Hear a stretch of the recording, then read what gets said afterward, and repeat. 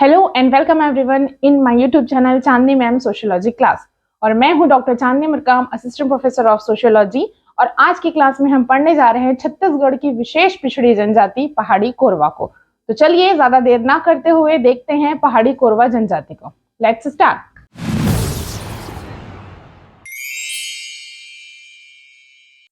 पहाड़ी कोरवा छत्तीसगढ़ निर्माण के समय 5 विशेष रूप से आदिम जनजातियां थी, जिनमें हैं अबुझमाड़िया, बैगा, बिरहोर, कमार और पहाड़ी कोरवा। ये 5 विशेष पिछड़ी जनजातियां हैं, छत्तीसगढ़ में पाई जाती हैं। आपको इनको क्रम वाइज याद भी करना है, क्योंकि जनरली ना सीजीपीएससी के एग्जाम में पूछा जाता है। तो मेरे पास इसके लिए एक शॉर्टकट तरीका है, जैसे आप देख सकते हैं यहाँ पर। अ से है अबुझमाड़िया, बै से है बैगा, बी से है बिरहोर, क से कमार और प से है पहाड़ी कोरवा। तो इसको क्रम वाइज याद करने के लिए आप ये शॉर्टकट तरीका याद कर लीजिए, अबे बिकप। तो हर एक जनजाति का पहला शब्द जो है वो आप याद कर लीजिए, उससे आपको जनजाति का पूरा नाम याद हो जाएगा। तो इन 5 विशेष पिछड़ी जनजातियों में आज की क्लास में हम देखने जा रहे हैं पहाड़ी कोरवा को। तो सबसे पहले देखते हैं कि पहाड़ी कोरवा की उत्पत्ति कैसे हुई। इस क्लास को थोड़ा इंटरेस्टिंग बनाने के लिए और आपको पहाड़ी कोरवा की उत्पत्ति याद रहे, उसके लिए चलिए सबसे पहले हम एक कहानी देखते हैं और इस कहानी के माध्यम से जानेंगे कि पहाड़ी कोरवा की उत्पत्ति आखिर कैसे हुई है। एक बार महादेव और पार्वती ने जंगल का कुछ हिस्सा काटकर जला दिया, जिसे कोटबाई बोली में दही या दहिया कहते हैं। दहिया के पश्चात उन्होंने इस जमीन में धान बोया, धन को जंगली जानवर नष्ट ना कर सके। इस आशय से महादेव एवं पार्वती ने एक पुतले की रचना की और उसके हाथों में तीर और धनुष पकड़कर उसे खेत के बीच में स्थापित कर दिया। इसके पश्चात महादेव और पार्वती अपने गंतव्य के लिए प्रस्थान कर गए। जब ऋतु बदली तब महादेव और पार्वती लौटे और खेत में लाल आते हुए धन की फसल को देखा तो प्रसन्न हो गए। उन्हें इस बात की अधिक प्रसन्नता हुई कि धान की फसल को किसी भी जंगली जानवर ने नुकसान नहीं पहुंचा है। तब महादेव ने धान के तैयार फसल को काटा। कटाई के पश्चात पार्वती ने महादेव से प्रार्थना की कि वह उसे माटी के बने मनुष्य के पुतले में जान फूंक दे, क्योंकि उसी के कारण धान की फसल सुरक्षित रह पाई है। यह सुनकर महादेव ने कहा, अगर वह उसे पुतले को जिंदा कर देंगे तो यह अपने तीर धनुष से सबको मारकर खा जाएगा। परंतु पार्वती ने महादेव की एक न सुनी और जीत पकड़ ली। अंत में महादेव को महादेव होकर उसे माटी के पुतले में जान फूंकनी पड़ी। जान आते ही वह पुतला जीवित मनुष्य के रूप में उसे समक्ष धनुष से हम्मा लेकर खड़ा हो गया। महादेव ने कहा, तुमने मेरे खेत और फसल की जानवरों से रक्षा की है। यह ध्वनि करते हुए का वह को आ को वा करते हुए की है, इसलिए तुम्हें आज से पहाड़ी कोरवा के नाम से जाना जाएगा। अब तुम जाओ और जंगल में निवास करो। इस तरह पहाड़ी कोरवा की उत्पत्ति हुई। उत्पत्ति के बाद अब हम देखते हैं पहाड़ी कोरवा का निवास स्थान, कि वो कैसे घर में निवास करते हैं। तो पहाड़ी कोरवा छत्तीसगढ़ में यदि हम देखें तो छत्तीसगढ़ का जो उत्तरी पूर्वी क्षेत्र है, मतलब सरगुजा, जशपुर और कोरबा, इन क्षेत्रों में पहाड़ी कोरवा निवास करते हैं। यहाँ पर सर्वाधिक मात्रा में आपको पहाड़ी कोरवा मिलेंगे। इसके अलावा ये जनजाति जो है छोटा नागपुर के क्षेत्र में पाई जाने वाली एक समूह है, उसका झुंड है पहाड़ी कोरवा। अब पहाड़ी कोरवा के प्रकार कितने होते हैं, तो छत्तीसगढ़ में पहाड़ी कोरवा के 2 प्रकार होते हैं। एक जिसको हम पहाड़ी कोरवा कह रहे हैं, ये कोरवा जो है पहाड़ी क्षेत्रों में निवास करते हैं, मतलब पहाड़ी क्षेत्रों में निवास करने वाली जनजातियों को पहाड़ी कोरवा कहा जाएगा। और मैदानी क्षेत्र में निवास करने वाली कोरवा को डिहरिया कोरवा कहा जाता है।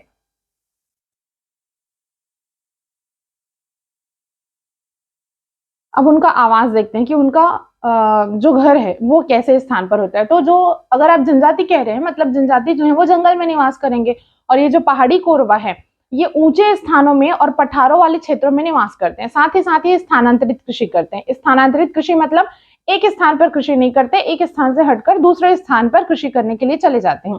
इसलिए आप इसको घुमंतु जीवन व्यतीत करने वाले जनजाति भी कह सकते हैं। कोरवा लोग जो होते हैं छोटी छोटी बस्तियों में निवास करते हैं, और उनका एक घर जो है दूसरे घर से कम 1 से 2 किलोमीटर की दूरी पर होता है। इन टोलों में जो 1 से 2 किलोमीटर की दूरी पर जो टोलियां बनी रहती है, वो एक प्रत्येक टोले में 2 से 3 झोपड़ियां आपको देखने को मिल जाएंगी। इस तरह से ये निवास करते हैं। और इनके मकान का प्रकार क्या है, कि जो मकान है जिसपे निवास करते हैं वो कौन कौन से प्रकार के होते हैं। तो 3 प्रकार के मकान पहाड़ी कोरवा में पाए जाता है। पहले प्रकार के मकान को हम वर्गाकार मकान कहेंगे, जिसमें एक कमरा होता है जो कि लकड़ी के बत्तों के सहारे तैयार किया जाता है, जिसकी छत जो है वो खपरेल होती है और घास फूस से बनी होती है। इसको वर्गाकार मकान कहते हैं। इस फोटो के माध्यम से भी आपको दिख रहा होगा। दूसरा प्रकार होता है आयताकार मकान। इसकी जो दीवार होती है वो मिट्टी की बनी होती है, छत कपरेल की होती है और ऐसे मकान के बगल में ना एक और छोटा सा कमरा होता है। ये कमरा उनके पालतू पशु और घरेलू सामान को रखने के लिए बनाया जाता है। और तीसरे प्रकार का जो मकान है, जैसे इंदिरा गांधी आवास योजना या प्रधानमंत्री आवास योजना के द्वारा पहाड़ी कोरवा की उत्थान के लिए आजकल मकान उनको बना के दिया जा रहा है, तो उस पे भी कुछ डेवलप पहाड़ी कोरिया जो है वो आजकल निवास करते हैं। तो ये 3 प्रकार का मकान है जो पहाड़ी कोरवा जिनमें निवास करते हैं। अब हम देखते हैं कि उनकी जीवन शैली कैसी होती है।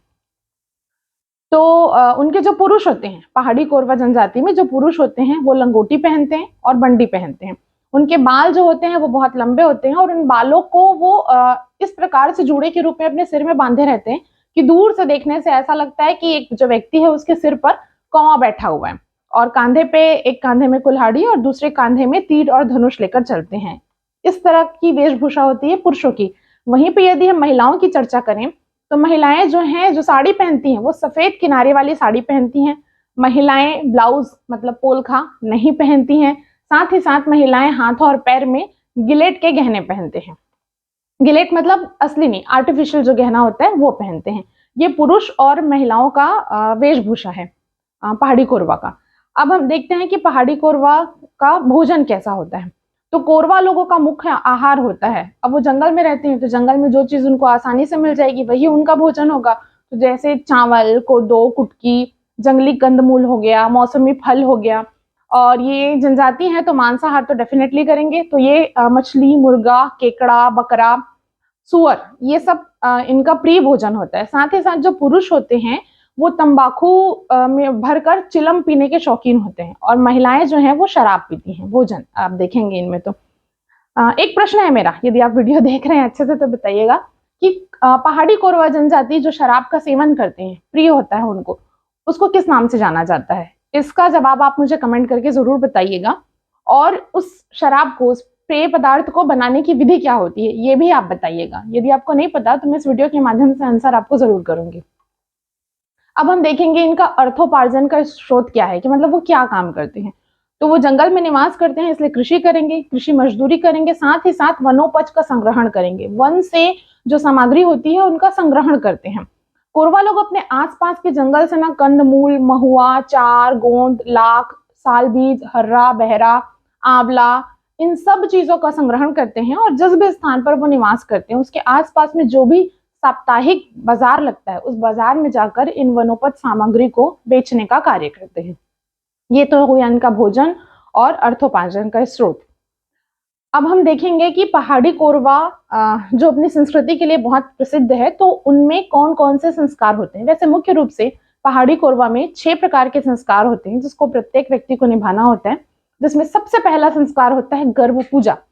यदि आप पीएससी एग्जाम या किसी भी कॉम्पिटेटिव एग्जाम के लिए पढ़ाई कर रहे हैं तो उसमें इस तरह से क्वेश्चन आता है कि अखेसार संस्कार किससे संबंधित है। तो जब आप पढ़े रहेंगे तो आपको पता होगा कि अखेसार संस्कार का मतलब होता है गर्भ पूजा। और क्वेश्चन ये भी आ सकता है कि अखेसार संस्कार किस जनजाति से संबंधित है। तो यदि आप पढ़े रहेंगे तो आपको पता रहेगा कि अखेसार संस्कार जो है पहाड़ी कोरवा जनजाति से संबंधित है। और ये संस्कार तब किया जाता है जब महिलाएं गर्भवती हो जाती हैं, मतलब वो गर्भ धारण करती हैं, उस समय अखेसार संस्कार किया जाता है। ये पहला इनका संस्कार है। दूसरा संस्कार है छठी संस्कार, जो सामान्यतः सभी जगह पर होता है। बच्चे का जन्म हो जाता है उसके 6वें दिन में जो संस्कार किया जाता है घर की शुद्धिकरण के लिए, उसको छठी संस्कार कहा जाता है। और इस दिन गृह देव अर्थात कोठा देव की पूजा की जाती है और इन जनजातियों में मुर्गा और नारियल की बलि दी जाती है। तीसरा संस्कार है बरही संस्कार। बच्चे के जन्म के 6वें दिन में छठी संस्कार और बच्चे के 12 दिन के हो जाने के पश्चात बरही संस्कार किया जाता है। इसमें बच्चे का मुंडन कराया जाता है और उसका नामकरण रखा जाता है। नाम बच्चे के दादा दादी या नाना नानी के नाम के आधार पर रखने की परंपरा कोरवा जनजाति में पाई जाती है। ये हो गए प्रमुख 3 संस्कार। चौथा संस्कार हम देखेंगे कर्ण छेदन संस्कार। कर्ण छेदन संस्कार मतलब बच्चे के कान को छेदा जाता है, चाहे वो लड़का हो या लड़की हो। अच्छा, कोरवा जनजाति में ये मान्यता पाई जाती है कि यदि ये कर्ण छेदन संस्कार न कराया जाए तो जब बच्चा युवा हो जाता है ना, तो उसके विवाह में रुकावटें आती हैं, इसलिए ये संस्कार करना बहुत आवश्यक माना गया है। पांचवा संस्कार हम देखते हैं, विवाह मतलब ब्याह। तो कोरवा जनजाति में जो लड़के के विवाह करने की आयु है वो 14 से 16 वर्ष है और लड़की के विवाह करने की आयु 12 से 14 वर्ष है। अब जीवन साथी चुनने के जनजातियों में अलग अलग तरीके होते हैं। तो कोरवा जनजाति में प्रेम विवाह, साली विवाह, घर जमाई विवाह, उड़हरिया विवाह, ढुकू विवाह, ये सारे विवाह मान्य हैं। अंतिम संस्कार के रूप में है मृत्यु संस्कार। जब किसी इंसान की मृत्यु हो जाती है तो उसके 10वें दिन में जो कार्यक्रम किया जाता है उसको कोरवा जनजाति में दशमा कहा जाता है और उसके लिए, उसकी आत्मा की शांति के लिए भोज का भी आयोजन किया जाता है। साथ ही साथ दशमा के दिन देवार और ओझा से मृत आत्मा की शांति के लिए पूजा भी कराई जाती है। पितरों की पूजा की जाती है। इन पितरों की पूजा को ग्रह देवता के रूप में की जाती है। तो ये प्रमुख 6 प्रकार के संस्कार हैं जो कोरवा जनजाति में पाए जाते हैं। अब हम आगे देखते हैं कि कोरवा जनजाति के पर्व और देवी देवता कौन कौन से हैं। तो कोरवा जनजाति में प्रमुख पर्व जो मनाए जाते हैं, बीज बोनी, मतलब जब खेती किसानी करने के टाइम पे वो बीज बोते हैं उसको बीज बोने का पर्व कहते हैं। हरियाली, जिसको हम जनरली हरेली कहते हैं, कोढ़ा, नवाखाई, सरना पूजा, कर्मा, सरहुल, देवथा, फागुनी, ये सब इनके प्रमुख पर्व हैं जो कोरवा जनजाति के द्वारा मनाए जाते हैं। मुख्यतः अगर आप देखेंगे ना तो जितने भी इनके पर्व हैं ये सारे पर्व जो हैं वो फसल से संबंधित हैं। फसल के टाइम पे किए जाने वाले सारी गतिविधि को ये पर्व के रूप में मनाते हैं। ये इनके हो गए प्रमुख पर्व। अब हम देखते हैं कोरवा जनजाति में देवी देवता कौन से हैं, ये कौन से देवी देवता की पूजा करते हैं। तो कोरवा जनजाति जो है धरती माई की पूजा करते हैं, मतलब धरती माई जहां से इनको अन्न प्रदान होता है। धन की देवी खुड़िया रानी की पूजा करते हैं। खुड़िया रानी इनकी प्रमुख देवी है। ठाकुर देव, दूल्हा देव, सरना बूढ़ी देवी, गोरथा देव, पीतर देव, गौरा देव, सिंगिर देव, इन सभी की पूजा करते हैं। ये जो फोटो आप देख रहे हैं ये खुड़िया रानी की फोटो है। ये जशपुर में मंदिर स्थित है। गौरा देव मतलब शंकर भगवान पार्वती माता है। ये पीतर देव हैं इनके जो पूजा करते हैं। इस प्रकार से इनके देवी देवता हैं जिन पर इनकी अटूट श्रद्धा है और ये इनकी भक्ति करते हैं। अब हम देखेंगे कि कोरवा जनजाति में किस प्रकार का परिवार पाया जाता है। तो कोरवा जनजाति में एकल और संयुक्त दोनों प्रकार का परिवार पाया जाता है। एकल परिवार का मतलब पति पत्नी और उनके अपने बच्चे। संयुक्त परिवार का मतलब है कम से कम 2 से 3 पीढ़ी रहें और उनका भोजन जो है एक ही स्थान पर बने, उसको हम संयुक्त परिवार कहते हैं। साथ ही साथ कोरवा जनजाति में पितृसत्तात्मक परिवार पाया जाता है। पितृसत्तात्मक मतलब जो बच्चा है वो अपने पिता के सरनेम से जाना जाएगा, उसका वंशज जो है पिता के नाम के आधार पर जाएगा। लड़की जो है विवाह के पश्चात अपने पति के घर में जाएगी, इसको हम पितृसत्तात्मक परिवार कहते हैं। तो ये कोरवा जनजाति में पाया जाता है। अब हम देखेंगे कि विवाह कोरवा जनजाति में समगोत्री विवाह नहीं किया जा सकता, वर्जित है, मतलब व्यक्ति अपने ही गोत्र में विवाह नहीं कर सकता। दूसरी बात है कि पहाड़ी कोरवा और डिहरिया कोरवा में रोटी बेटी नहीं चलता। हमने पढ़ा है ना कि 2 प्रकार के कोरवा होते हैं, एक पहाड़ी कोरवा और डिहरिया कोरवा। रोटी बेटी नहीं चलता मतलब पहाड़ी कोरवा और डिहरिया कोरवा में आपस में शादी नहीं हो सकती है। जो पहाड़ी कोरवा है उसको अपने ही पहाड़ी कोरवा में देखना होगा और डिहरिया कोरवा को भी अपने डिहरिया कोरवा में ही अपने जीवन साथी का चुनाव करना होगा। साथ ही साथ कोरवा जनजाति में बाल विवाह प्रचलित है, वधु मूल्य प्रचलित है। वधु मूल्य दहेज का जस्ट उल्टा, कि विवाह के पूर्व वधु को तय किए गए सामान जैसे अनाज, दाल, नगद रुपए ये सब दिए जाते हैं। वधु मूल्य देने की प्रथा को कोरवा जनजाति में सुगदे कहा जाता है। इस तरह का क्वेश्चन भी पीएससी या कॉम्पिटिटिव एग्जाम में आता है कि सुगदे किससे संबंधित है ना। तो आपको पता होगा तो आप बता सकते हैं कि सुगदे का अर्थ वधु मूल्य है। साथ ही विवाह के समय कोरवा जनजाति के सभी लोग, महिला और पुरुष सभी मिलकर हड़िया पीते हैं। मैंने आपसे क्वेश्चन पूछा था कि हड़िया क्या है, आप उसका जवाब दीजिएगा। विवाह के समय महिलाएं जो हैं अपने परंपरागत गीत और मांडर की थाप पे नृत्य करती हैं, जिस नृत्य का नाम है दमनच। इसके अलावा कोरवा जनजाति में कुछ और महत्वपूर्ण तथ्य हैं जो आपको याद होना चाहिए। मैं आपको बताने जा रही हूँ कि कोरवा जनजाति के लोग पेड़ों पे मचान बनाकर रहते हैं। मृत संस्कारों को ये नवाधानी के नाम से पुकारते हैं। क्रिया कर्म के समय कुमारी भात की परंपरा होती है कोरवा जनजाति में। विवाह के समय दमनच नृत्य प्रस्तुत किया जाता है, जिसे वेरियर एल्विन ने सबसे भयावह नृत्य कहा है। वेरियर एल्विन वो आदमी है जिन्होंने जनजातियों का बहुत गहराई से अध्ययन किया है और उनका ये मानना था कि जो दमनच नृत्य प्रस्तुत किया जाता है वो बहुत ही भयावह नृत्य होता है। ये विवाह के समय पहाड़ी कोरवा के द्वारा प्रस्तुत किया जाता है। ये नृत्य जो है रात भर चलता है। इसके अलावा इनकी जो पंचायत होती है, इनकी जो जनजाति पंचायत होती है, इनको ये मयारी कहकर संबोधित करते हैं। कोरवा जनजाति में शरीर के ऊपर दाग का निशान बनाने की एक परंपरा है जिसको दरहा कहा जाता है। ये इस कोरवा जनजाति का बहुत प्रमुख कृत्य है। ये इनकी पहचान है कि कोरवा जनजाति में जो लोग होते हैं वो किसी बीमारी का यदि इलाज करना है तो उस बीमारी का इलाज करने की जो प्रथा है कि एक गर्म लोहे के रॉड से यदि शरीर के किसी अंग में कोई तकलीफ है तो वहां पर दाग लगा देना, ये कार्य जो है आज भी पहाड़ी कोरवा के द्वारा किया जाता है।